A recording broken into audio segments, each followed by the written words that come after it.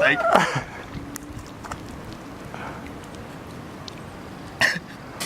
Hi everyone, hope you're all having an amazing day at Chester and the beautiful Kelsey's wedding. For those of you that don't know me, my name's Will. Chester and I have been best friends since we were in nappies, really, the best part of 25 years. As you both know, Chester and Kelsey, unfortunately I can't be there today.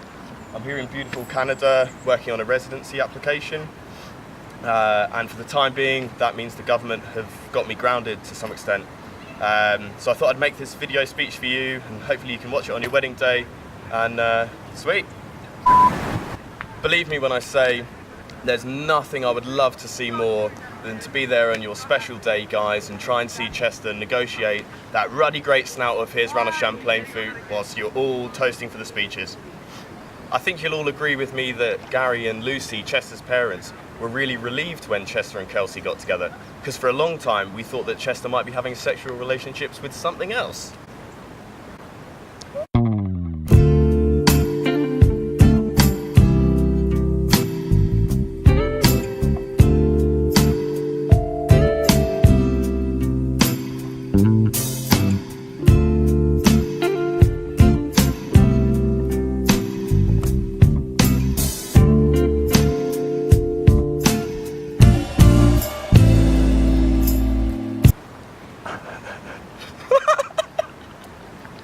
So growing up with Chester as a best friend, we used to share everything.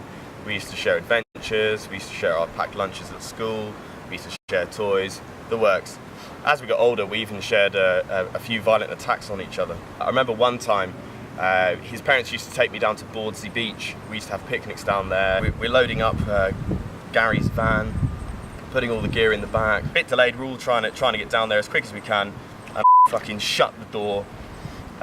Straight onto Chester's hand. It shatters every single bone in there. He's screaming. His dad Gary's going f***ing mental, absolutely raging. I don't think because of any care for the well-being of his son, but because the door of his banged up old transit van was completely f***ing trashed. I'm gonna see this whole bottle away by the time we're through here. We used to play a lot of golf back then, and I think Chester must have been out for like probably a good 6 to 8 weeks with his broken hand. It was our first day back. We were heading down to Ufford Park for a lesson. I rock up and he must have turned up early, and he's standing there shining the head of this new driver that he's been saving his pocket money up for whilst he's been out of action, with this oddly sinister kind of look and smirk in his face. Really kind of ominous appearance that he had. And I think, oh yeah, fuck it, you know, what's going on? So I start unloading my gear, start playing a few practice shots. Everything's going well, getting a bit of feedback from the instructor. Next thing you know, I can just see this bloody great tailor-made forehead splitter just sending it straight into my noodle. Smacks me right in the forehead, knocks me clean out, KO for 6. I can't remember anything from that. Chester, was that deliberate? I've always imagined you kind of like leaping for joy that you've managed to get your revenge. I don't know, man. Maybe we can have a Skype after this and, you know, we can talk about it. As we got older, the things that we shared became a whole lot more bizarre, and you'll probably agree with me, grotesque. I used to work in this very strange hotel in Austria, and Chester used to come and visit me every year. And this one year he came with Dan. And I don't think Chester had really ever done much skiing before, but he was, yeah, pretty loose when it came down to it. You could pretty much convince him that everything was going to be all right and send him down like the steepest, gnarliest runs, and it was mental. So after a great day up on the hill, watching Chester get up to all sorts of shenanigans that are way outside of his kind of ability in terms of skiing, we head to one of the local discotheques for a Jägermeister and Glühwein fueled après session. I think we were standing in the queue, trying to put our coats in, and Dan and I just thought, shit, where's Chester? So we went for a little hunt about to try and find him. Walked down the stairs, and there Chester is, having a full-blown conversation to the mirror. Ah, how you doing? Yeah, nice to meet you. My name's Chester. Chester? Oh, you never met no one called Chester before? That's my name as well. Good to meet you, boy. How you doing? So we all have an amazing night out together, dancing to the German house, yeah, and decide to head back to my absolutely disgusting, dank underground apartment.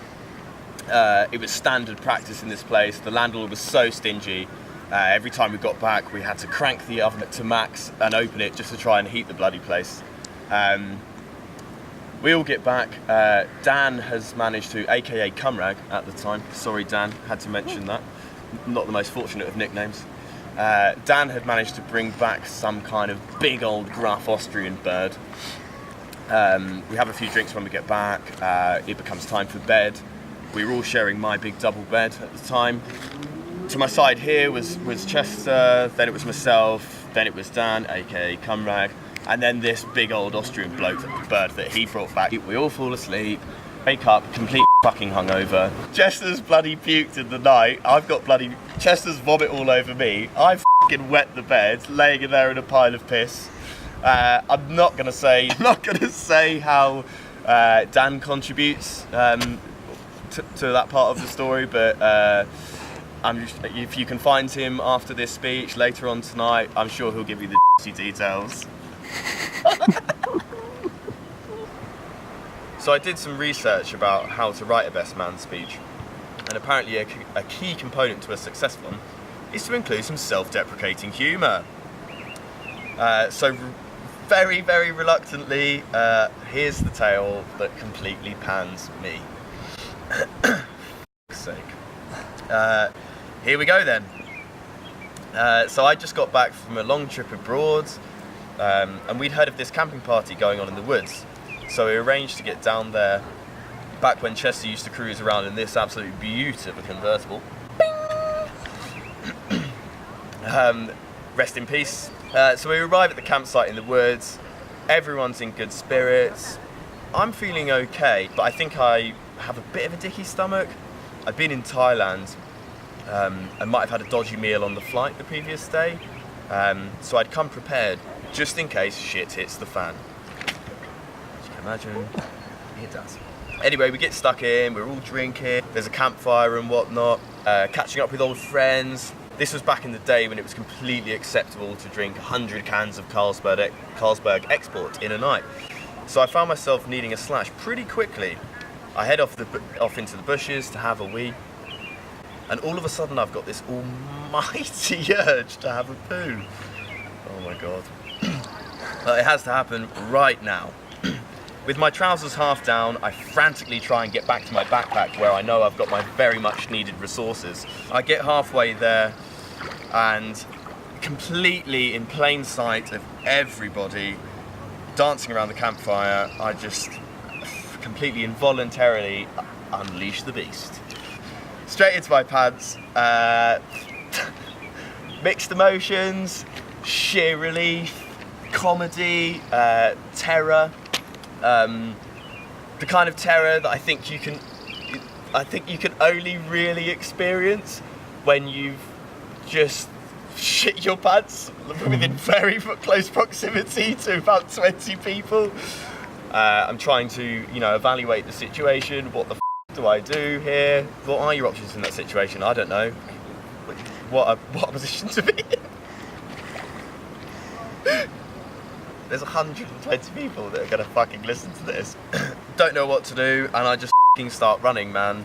I charged through a huge bush of brambles, got completely cut all over my body. My legs were absolutely shattered with scratches and whatnot, thorns all over the place.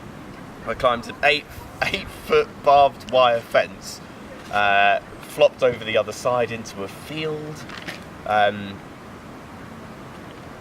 into the field and I just f***ing ran. Just charged like Forrest Gump, couldn't stop, just went for it. Eventually got to the end of the field, tried to get my wits about me. Holy shit, how am I going to deal with this situation? Something came upon me to just drop my pants and sit in the freshly ploughed field and rub away until everything was cleaned up. I don't know, dogs do that. twerking away for a good 20 minutes in a freshly ploughed field to try and get rid of my food poisoning induced Thai curry from my bum. Not my highest moment. Eventually, you know, I feel like I've dealt with it pretty well. I've got rid of all of my soiled clothing. There's filthy dock leaves all over the place. I think, yeah, I've got this, man. Yeah, you got this, Will, don't worry. Head back to the camp and straight away go up to Chester and Taylor. Taylor's like, oh, where the hell have you been? You know, mate, you stink of shit. The cat was out the bag, some might say. And this was a really poignant part of my life, I think. Very, very memorable time in my life, a very, very poignant moment. And it's where I realised that Chester was my best friend. So I said to Chester, well, I didn't even need to say because he could fucking smell it. He knew what was going on. I said, man, look, you're going to have to help me out of this. And he put his hand on my shoulder and was like, don't worry, mate, we've got this. I'm going to get you out of this pickle. We went back to his car. He completely evacuated me from the situation, got his fishing bivvy out the boot of his car, laid it on the back seats, and got me right out of the scene of the crime, all the way back to my house. And that was a really touching thing. And I don't think I've ever thanked you for that, man. Yeah, I don't think I've ever said cheers for that, but I don't think I'd be where I am today if you hadn't have saved me from that complete and utter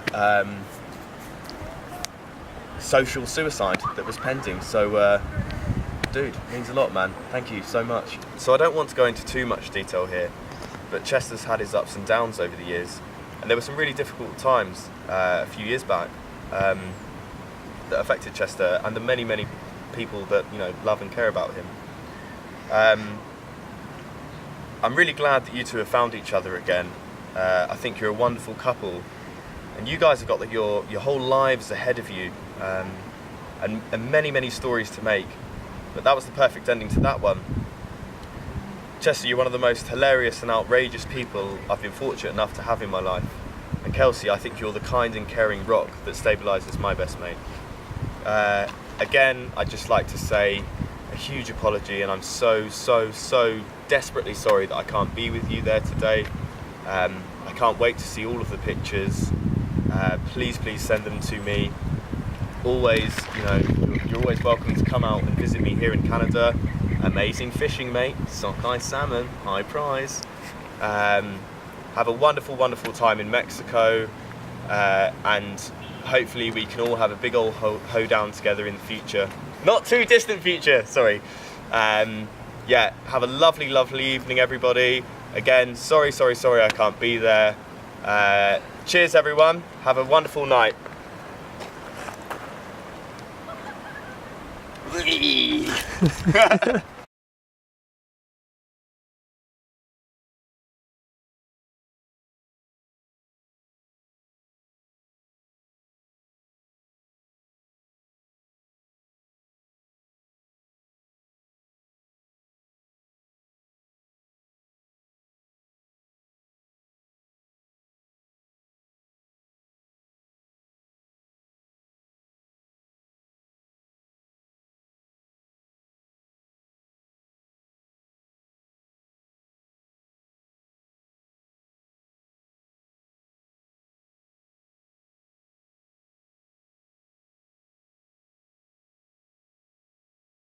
Fuck's sake. For fuck's sake, man. Why can I not remember the other one? Lunches, toys, and adventures. Fucking hell. Oh, for fuck's sake!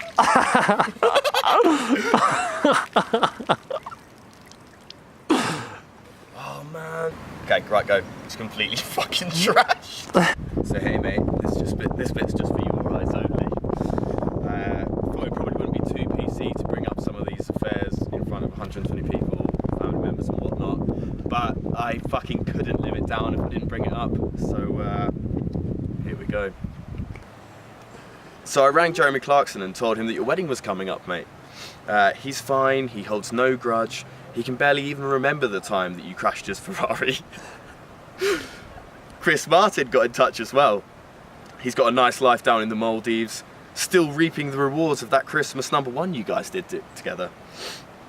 As for me, I'm still just a ski bum. I know you had big aspirations for me, but unfortunately my professional rugby career never took off. Fear not, Taylor and I have respected your wishes and never used the ironically titled Cypress Hill Insane in the Membrane track that you mixed up in your bedroom on broken decks that time. I think he's still got the contract and license that we all drew up together. Chester, you're always a man with great sporting interests. I know you still go out for the odd hack, but do you still shoot goals for England? Hope you've had a wonderful, wonderful day, man. Honestly, I'm absolutely distraught that I couldn't be there. It pains me to think that I couldn't be present on such a special day of yours. I can't wait to see you. Hopefully I'll be back in the not too distant future and we can all have a massive party. Love you to bits, man. Yeah, what an amazing bloke. Thanks, Chester, mate. And yeah, congratulations to you and the beautiful Kelsey. Love you.